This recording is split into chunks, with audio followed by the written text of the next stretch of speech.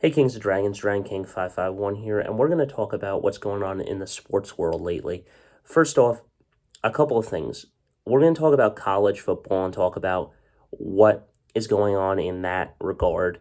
And then we're also going to talk about the NFL. So, the one thing in the NFL that has changed is that the rules keep changing. I can't keep all of them. I've had enough of rules getting changed and stuff for the better or the worse.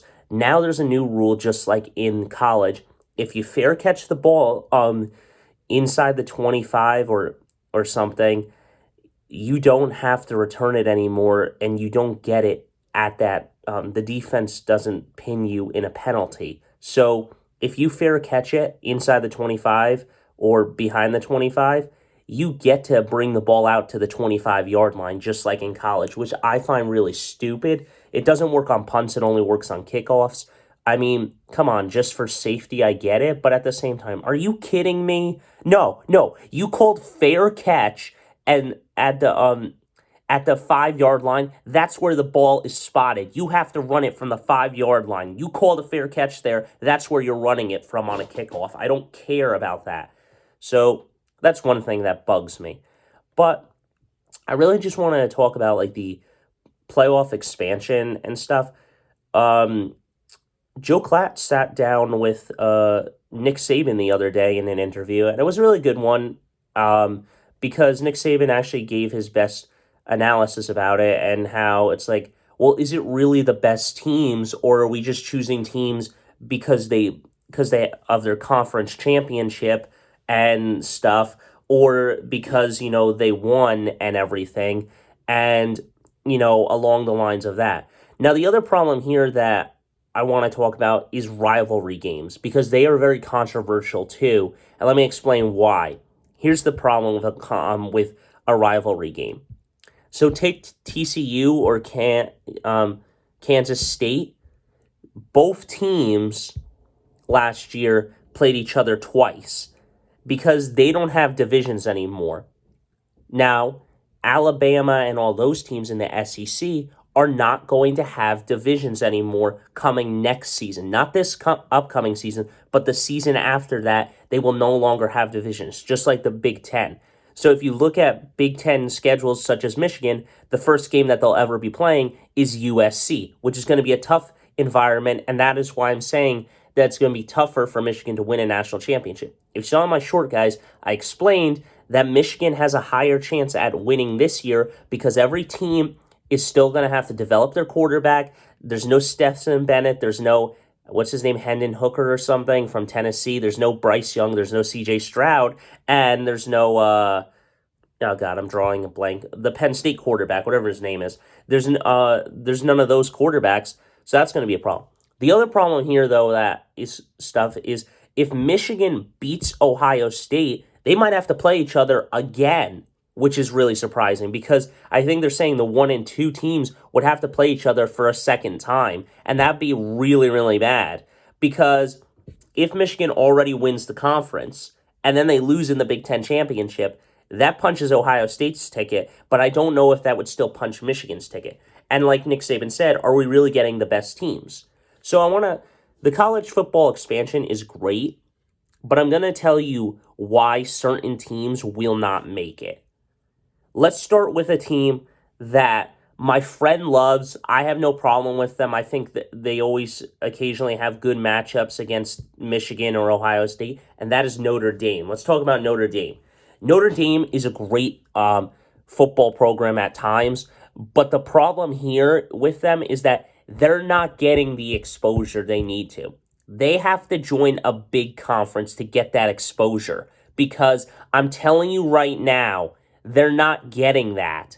They need to join the Big Ten or another division to get exposure and have a chance of getting into the college football playoff. In the last 10 years of me watching it, I believe only one time they got in, and I think it was 2019, I believe. Yeah, I think it was 2019 or something.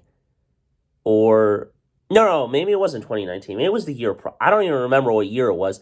Maybe it was 2018 where they got trounced by Alabama or something. But one of those years they did make it finally and stuff, and they they made it in winning. And I think it was the same way with like Cincinnati. They finally got in like 2021 and they got trounced by Alabama or something.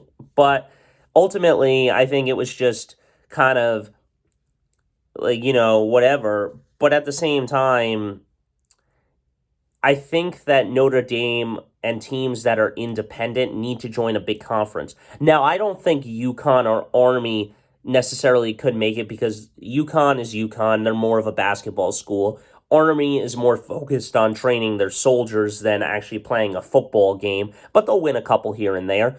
The point is that with the college football expansion, they've got to be very careful onto how to choose. First off, I choose the conference championships. So the winner of the conference championship technically should punch their ticket to the college football playoff, just like in March Madness. If you win your conference championship or win your conference, you automatically are going to get into that March Madness tournament and stuff.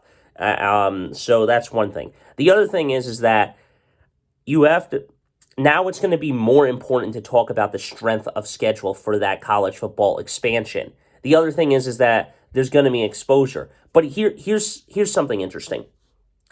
When Michigan does, in fact, play USC and UCLA the next year, it may help their schedule in terms of strength because they're playing tougher teams. Also, they got to play Texas. So it's going to be interesting. If Caleb Williams stays for another year and JJ stays for another year, we're going to have a McCarthy versus Caleb Williams scenario, and that'd be cool. And then ultimately, we could see, who is it, Texas? I think Arch Manning is going to Texas. One of the Manning kids is going to Texas. So it'd be kind of cool to see them duke it out. That'd be awesome. And ultimately, you've got to be careful here because Clemson may win the conference championship. And who did they play? UNC. They played UNC last year or something. I don't even know. The point is that you played nobody. Okay, the ACC in football literally has no competition. The only two good teams that I ever see are either FSU, Florida State, or Clemson or UNC. Here's my problem with that. Clemson should move over to the SEC because their rival there is, I think it's another South Carolina team. I think it's University of South Carolina. UNC, I don't know, maybe should move over there.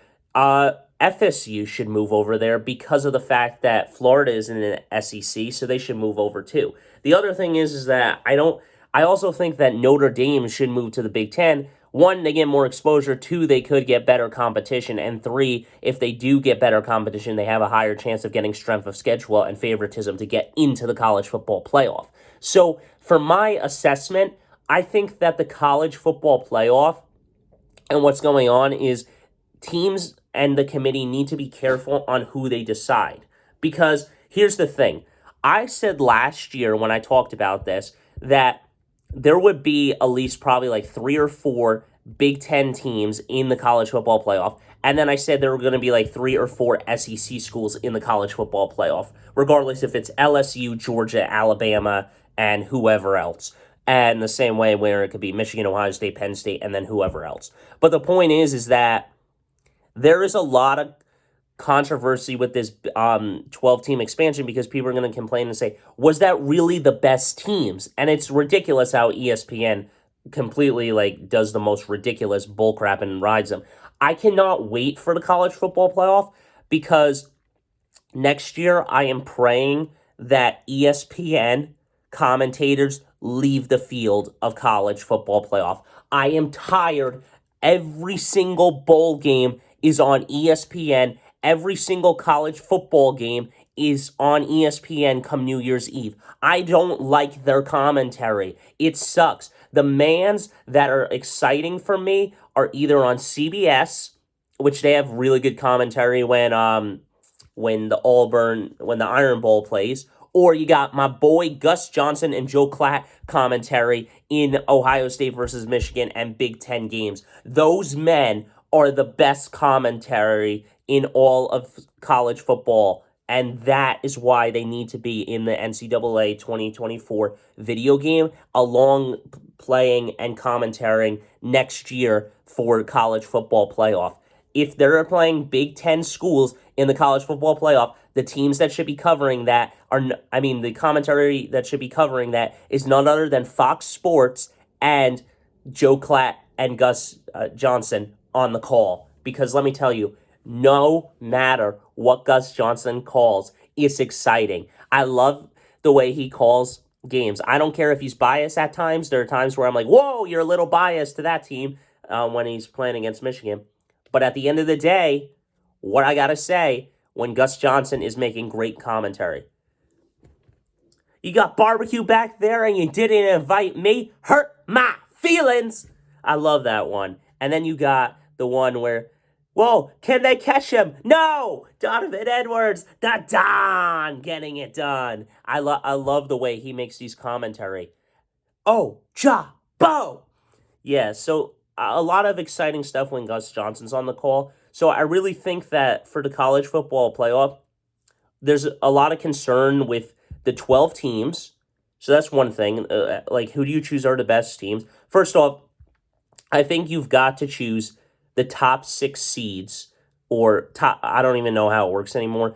The top 4 seeds, I know, get a bye week. And then I think the other seeds get to play in their home stadium, and then it goes to the bowl level and neutral site, and then national championship. But I think the national championship, as Joe Klatt said, should be at the Rose Bowl. It's the oldest stadium of all time in college football. I think that is where the game should be hosted. Like the Super Bowl, the Rose Bowl is their Super Bowl for the national championship. I think that's where it should be hosted every single year for the college football playoff. But ultimately, I think that you've got to choose the best teams who win their conference championship. So, again, if you go undefeated, let's just say hypothetically, Alabama goes undefeated, Michigan goes undefeated, and then I'm just going to choose 2 random teams. Clemson goes undefeated, and I'm trying to think of another school that can go undefeated. And then let's just say TCU goes undefeated. I'm sorry, I was trying to think of Pac-12 or Big 12 or whatever, or Oklahoma goes undefeated.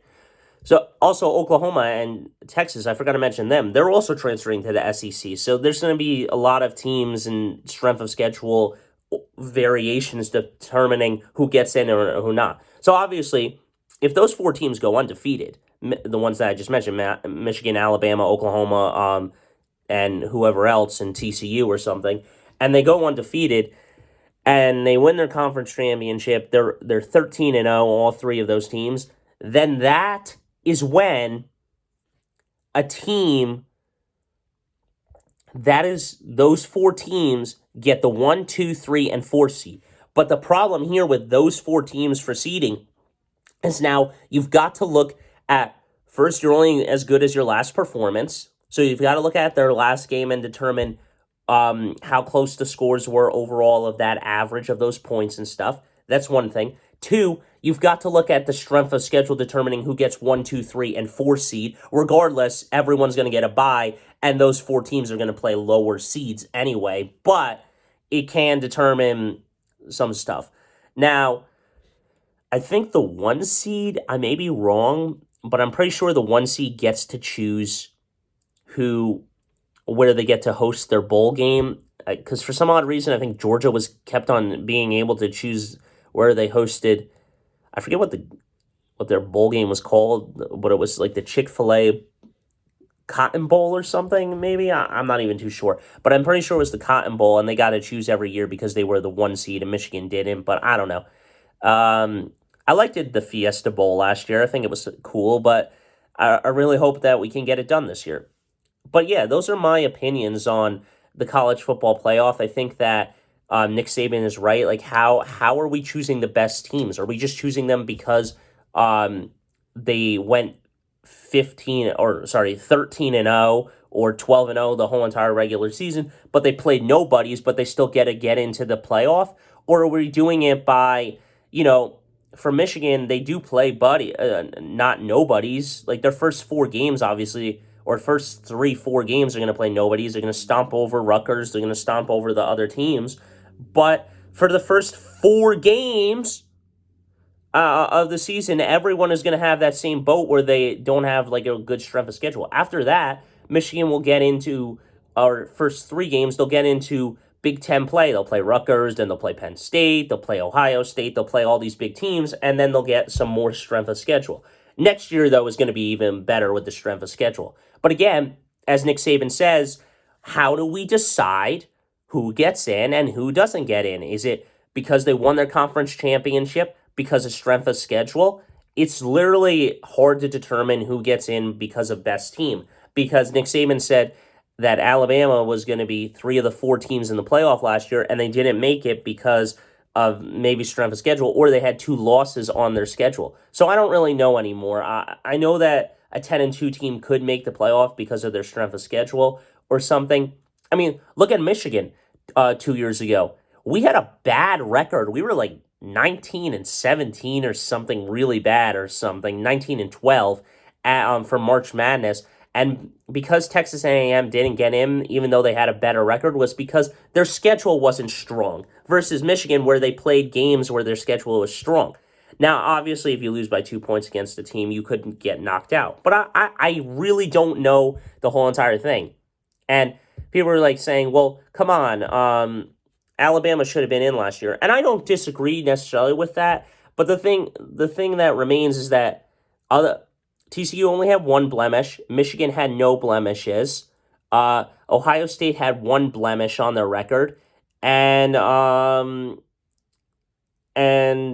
USC had 2. Alabama had 2. And ultimately, Georgia had none. So you had to give Georgia and Michigan those 2 spots. And then you got to give 2 teams that only have at least 1 blemish on their record as of right now. Now, a team could make it with 2 blemishes, but come on, USC got beat by the same team. And ultimately, I don't know. So I don't know where they're going with this. I don't know who's going to be in next year, because you could say, okay, well, do we do strength of schedule? Do we do because this team lost twice? Look at Alabama. They lost in close games. They only lost by 2 points or 1 point in those games. They lost by a field goal. They lost by 2 points.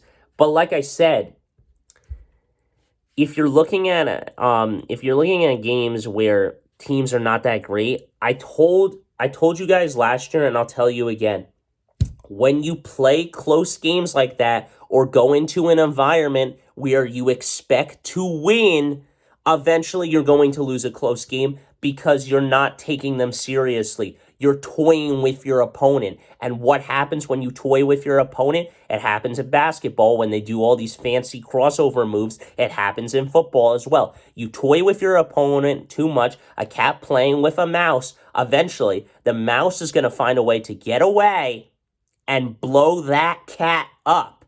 So I'm telling you, there is no time like the present where playing close games does not necessarily make you into the college football playoff, because there's controversy there. They're like, well, then they don't seem as strong as they should be because they're playing such a close game. And they almost lost to Texas last year. And then they did lose a close game to Tennessee. And then Clemson lost a close game. I mean, it was ridiculous. But anyway, guys, those are my thoughts on the college football playoff. Let me know your thoughts. Until next time, guys, don't forget to stay radical. I'll see you in the next one. But yeah, those are my thoughts, and let me know what you think.